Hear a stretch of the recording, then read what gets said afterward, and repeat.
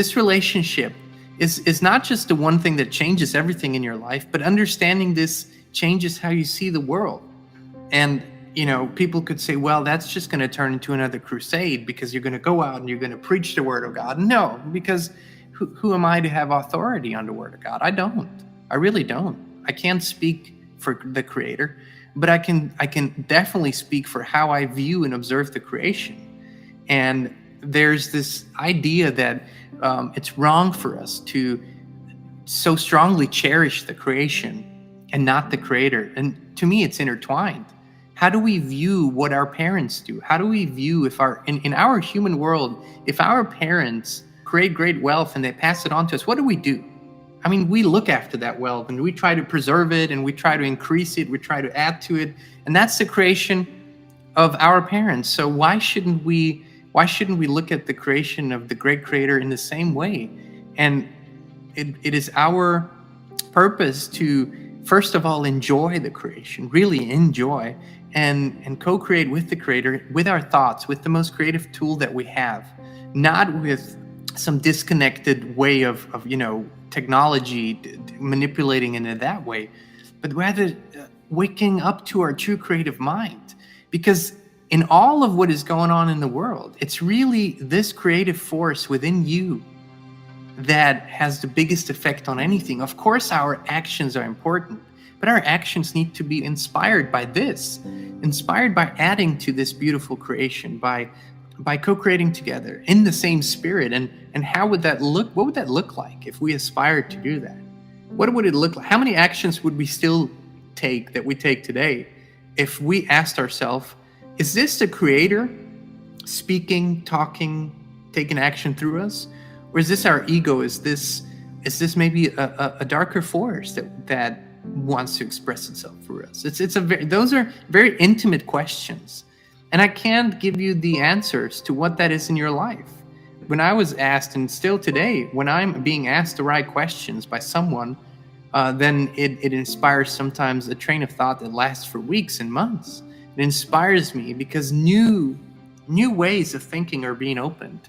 Look at the world around you with new eyes and see that this game that is happening and unfolding on the planet, and it has very radical expressions right now. Depending on where you live, you might feel the effects of this game strongly or in smaller ways, but everyone is seeing it now, that this is playing out, and that it is our duty, almost our sacred duty, to remind ourselves who we are as creators and where we come from and how much power we have in that. And so rather than really focusing on the spiritual war, which it is, let's acknowledge it, but why don't we focus on our conversations with the Creator? And because I believe when you step into a conversation with the Creator, when you go into this deeper realm, whether that's by a walk in nature, or as I said, in meditation or in prayer, whatever that is, whatever helps you to do that, listen to what comes through or what images come through, what you're guided to do. Because we believe now more than ever, we all have a very specific purpose.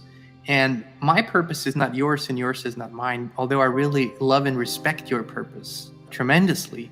But I also acknowledge that we all have a different purpose, but a common destiny.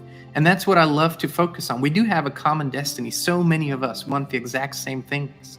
We want for it to be harmonious and peaceful and loving. And in this great time of conflict, in this great time of duality and polarity expressing itself, never did we have a better opportunity to realize that. When something is playing out in front of your eyes and you can see it for what it is, there's no greater chance and opportunity for you to see what you do want and what you don't want.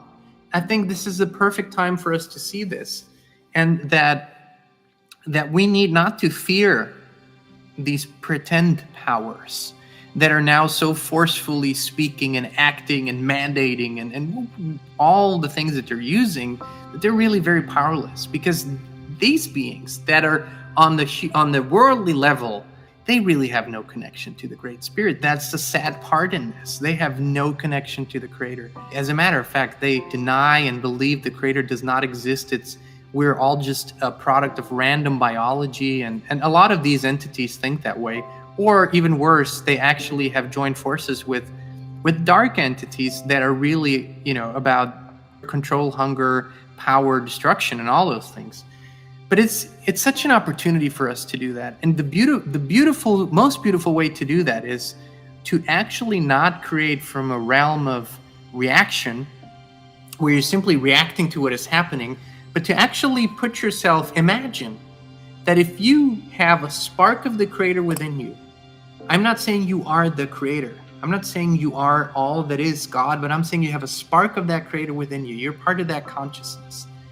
And if you step into this power and ask yourself, what would my vision, just for me and my family, my ideal look like? Never mind what is going on around you. Just allow yourself to go into that vision.